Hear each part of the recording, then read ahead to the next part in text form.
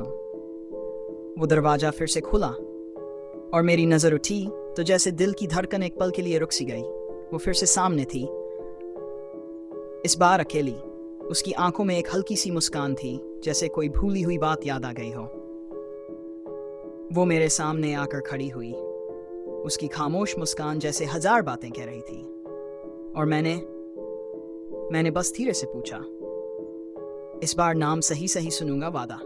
वो थोड़ी देर चुप रही, बस देखती रही मुझे। फिर धीरे से मुस्कुराकर बोली, और इस बार तुम भूलोगे नहीं ना? मुझे मेरा नाम ठीक से याद नहीं, शायद आपको मेरा फ़ोन देखना होगा। मैं थोड़ा हैरान हुआ, कुछ समझा नहीं। वो मुस्कुराई और धीरे से बोली, क्या आप मेरे फ़ोन से खुद को कॉल कर सकते हैं? क्या पता मेरा नाम वहीं मिल जाए। और उस वक्त मुझे ये सब बस एक बहाना था। उसे मेरा नाम नहीं, मेरा नंबर चाहिए था।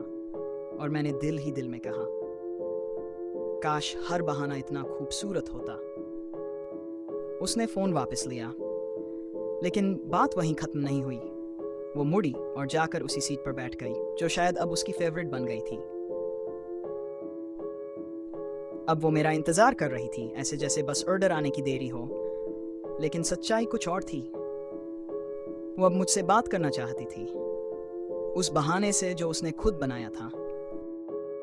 मैं भी बात करना चाहता था, लेकिन ड्यूटी पे था। सामने कस्टमर खड़ा था और दिल वो वहीं अटका था। मन कर रहा था बस रुक जाऊं, लेकिन मजबूरी थी। जाते जाते एक बार फिर पलट के देखा और वो अभी मुस्कुरा रही थी। क्या वो चाहती थी मैं कुछ कहूं, या बस इतना ही काफ़ी था कि हम दोनों कुछ कहे बिना बहुत कुछ समझ चुके थे? जब मैं उसे उसकी पसंदीदा सीट पर छोड़कर वापस काउंटर पर आया, मेरी नज़रें बस उसी पर टिकी थीं। उसने अपने बालों का क्लिप खोला और अगली ही पल उसके बाल हवा में लहराने लगे। वो पल ऐसा था जैसे किसी परी ने अपने पंख खोल दिए हों, जैसे किसी खामोश ख्वाब ने हकीकत का लिबास पहन लिया हो। बस देखता रह गया मैं, उस लम्हे को हमेशा के लिए दिल में कैद कर लिया। वो अपनी सीट से उठी, कप हल्के से थामे हुए, चेहरे पर ही मासूम सी मुस्कान। वो मेरे सामने से गुजरी और जाते जाते एक बार फिर हाथ हिलाया।